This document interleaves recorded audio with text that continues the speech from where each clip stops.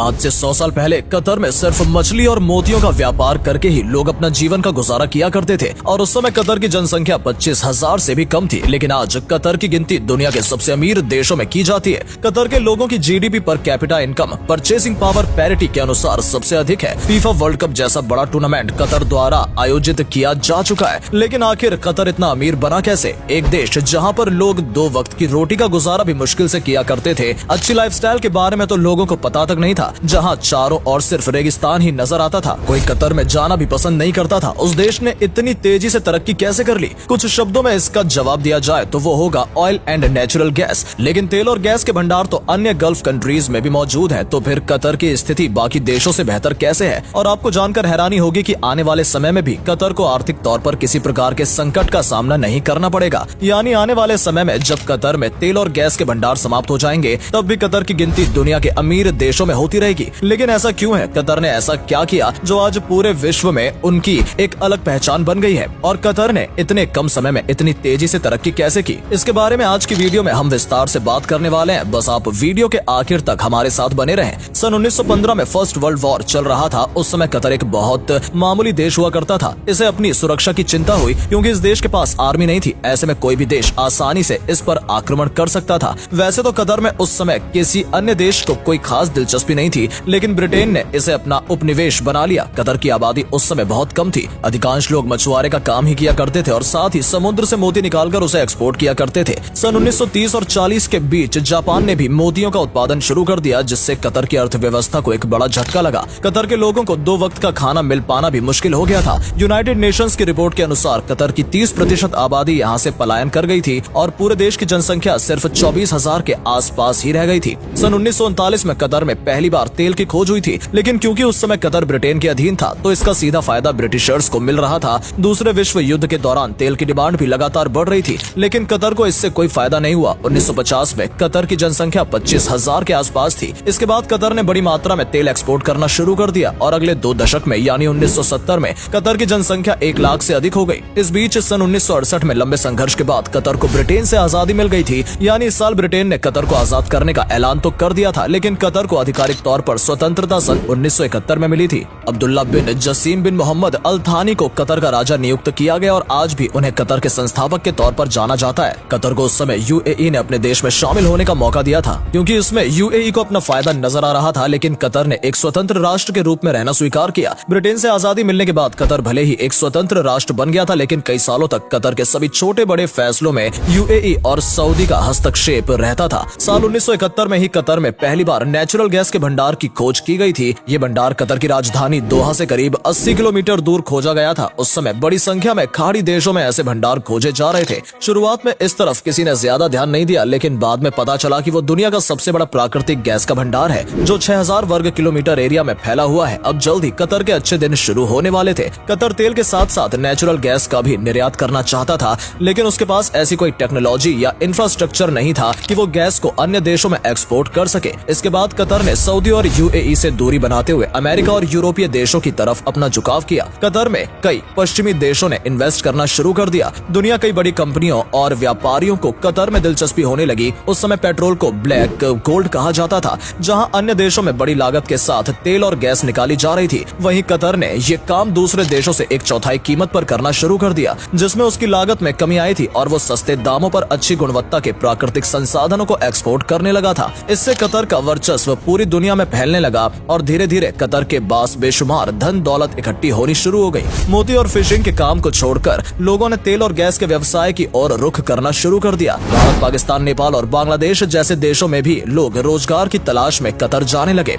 Qatar की सरकार की अच्छी खासी कमाई हो रही थी। सरकार ने आने वाले पैसे को देश के विकास के लिए इस्तेमाल करना शुरू किया और लोगों को पक्के मकान, अच्छी सड़कें और खाना पीना मुहैया कराना शुरू कर दिया। देश में गगनचुंबी इमारतों का निर्माण शुरू किया गया। व्यापारियों को किसी प्रकार की परेशानी ना हो, इसके लिए कतर में एक बेहतर इंफ्रास्ट्रक्चर बिल्ड किया गया। तेल और गैस के साथ साथ कतर ने हाइड्रोकार्बन्स का उत्पादन भी धीरे धीरे शुरू कर दिया। आने वाले समय में तेल और गैस से ज्यादा मांग हाइड्रोकार्बन की रहने वाली है। 21वीं सदी की शुरुआत में कतर ने तरक्की की वो मिसाल कायम की, जिसे देख दुनिया के बड़े बड़े देश भी हैरान रह गए। इस देश की जीडीपी में कई गुना बढ़ोतरी देखी गई। साल 2003 से 2004 के बीच कतर की जीडीपी ग्रोथ रेट 3.7% से बढ़कर 19.2% तक पहुंच गई, तो वहीं 2006 तक इसने 26.2% के करिश्माई आंकड़े को छू लिया। आज कतर ईरान और रूस के बाद दुनिया में नेचुरल गैस का तीसरा सबसे बड़ा उत्पादक देश है। रोजाना 6 बैरल तेल का उत्पादन भी कतर द्वारा किया जा रहा है। आज कतर जिस मुकाम पर खड़ा है, वहां तक पहुंचने के लिए इसने काफी संघर्ष भी किया है और इसमें मोहम्मद अली थानी के परिवार की भूमिका बेहद महत्वपूर्ण रही है। 1995 में उनके पुत्र शेख हमाद ने कतर की कमान संभाली।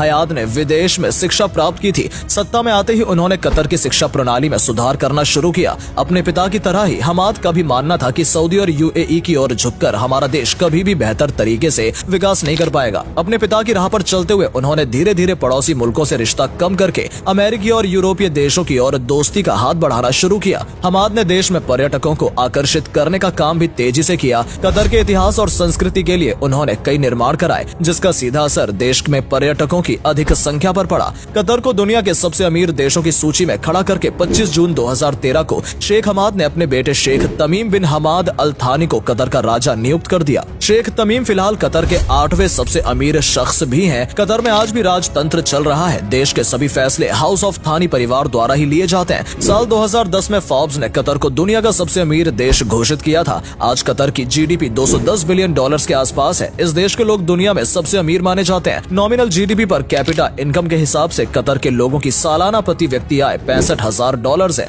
लेकिन बात करें परचेजिंग पावर पैरिटी की, तो कतर की पर कैपिटा इनकम $1,34,623 है, जो दुनिया में पहले नंबर पर है। यानी ये देश Luxembourg, Singapore, Hong Kong, Sweden, Denmark और नॉर्वे जैसे देशों से भी आगे है। कतर की जनसंख्या भी 29 लाख के आसपास है, लेकिन इसमें से केवल 15% लोग ही ऐसे हैं जो कतर के मूल निवासी हैं। बाकी के 85% लोग अन्य देशों से आकर यहाँ बसे हुए हैं। कतर की 28% आबादी केवल भारतीय समुदाय के लोगों की है। कतर के नागरिक अपनी सरकार से काफी खुश भी रहते हैं, क्योंकि इस देश में सरकार द्वारा नागरिकों से किसी भी प्रकार का टैक्स नहीं वसूला जाता है। कतर में हर किसी के पास बेशुमार धन दौलत और संपत्ति है। कतर में सड़कों पर महंगी महंगी स्पोर्ट्स कार का दिखना एक आम बात है। सिंगापुर के बाद सबसे ज्यादा करोड़पति कतर में ही रहते हैं। कतर का लिटरेसी रेट भी 97% से अधिक है। आज के समय में सऊदी अरब को एक बात की चिंता सता रही है कि जब उनके देश में तेल और गैस के भंडार समाप्त हो जाएंगे तो वो क्या करे। इसके लिए सऊदी द्वारा विजन 2030 प्लान पर तेजी से काम किया जा रहा है। तो वहीं दूसरी ओर कतर को इस बात की बिल्कुल भी चिंता नहीं है, क्योंकि कतर ने अमेरिका और लंदन जैसे कई पश्चिमी और विकसित देशों में अच्छा खासा निवेश किया हुआ है। कई बड़े देशों में कतर द्वारा रेस्टोरेंट्स, होटल और स्टोर्स संचालित किए जा रहे हैं। इसके अलावा बार्कलेस, पोर्श और वॉक्सवैगन जैसी कई कंपनियों में कतर की हिस्सेदारी है। साथ ही जर्मन फुटबॉल क्लब में भी कतर ने इन्वेस्ट किया हुआ है। द प्लाजा होटल में भी कतर का मालिकाना हक है।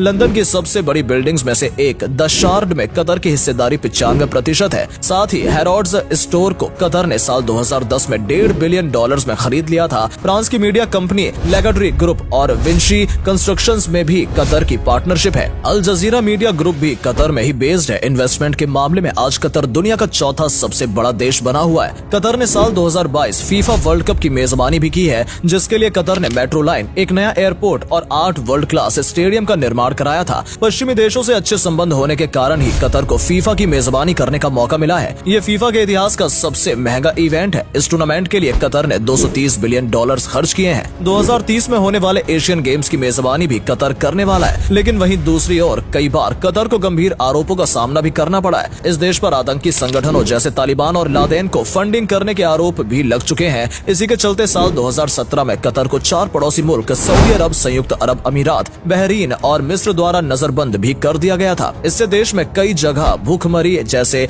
हालात भी बन गए थे, क्योंकि इस देश में खाने का सभी सामान अन्य देशों से इंपोर्ट किया जाता है। लेकिन अमेरिका और जर्मनी के साथ अच्छे रिश्ते का लाभ कतर को मिला और सभी खाड़ी देशों की नाराजगी के बावजूद कतर को ज्यादा नुकसान नहीं हुआ। कतर जिस गति से तरक्की कर रहा है, उससे आने वाले समय में ये देश जीडीपी के मामले में कई बड़े देशों को पछाड़ सकता है। कतर में मौजूद प्राकृतिक गैस के भंडार इस देश की अर्थव्यवस्था की सबसे कड़ी नींव है। साथ ही देश की कम जनसंख्या का फायदा भी सीधे तौर पर कतर को मिलता है। कतर की करेंसी की बात करें तो यहाँ पर रियाल चलता है और एक रियाल लगभग 21 भारतीय रुपए के बराबर है। एक समय पर बेहद गरीब और पिछड़ा हुआ देश कतर आज पूरी दुनिया को हैरान कर रहा है। कतर की भविष्य की नीतियां इतनी स्पष्ट हैं कि आने वाले सैकड़ों वर्षों तक इस देश में किसी भी प्रकार की कोई कमी देखने को नहीं मिलेगी, क्योंकि फिलहाल कई दशकों तक कतर में प्राकृतिक गैस के असीम भंडार हैं जो जल्दी खत्म नहीं होंगे। इसके अलावा कतर द्वारा जिस प्रकार दूसरे देशों में निवेश किया जा रहा है, उससे इसके दूरदर्शी सोच का अंदाजा भी लगाया जा सकता है। आज कतर में लोग रोजगार के साथ साथ घूमने के लिहाज से भी जा रहे हैं। कतर में घूमने लायक जगहों में भी कोई कमी नहीं है। तो दोस्तों, ये थी कतर के सफर की पूरी कहानी। उम्मीद करते हैं कि आपको हमारी आज की ये वीडियो पसंद आई होगी। आपको कतर देश कैसा लगता है, और अगर आपको मौका मिले तो क्या आप कतर जाना पसंद करेंगे? कमेंट सेक्शन में हमें जरूर बताएं। वीडियो अच्छी लगी हो तो इसे लाइक करें और अधिक से अधिक शेयर भी अवश्य करें। आज के लिए इतना ही। आपसे फिर मिलेंगे एक नई वीडियो और ढेर सारी ऐसी ही रोचक जानकारी के साथ।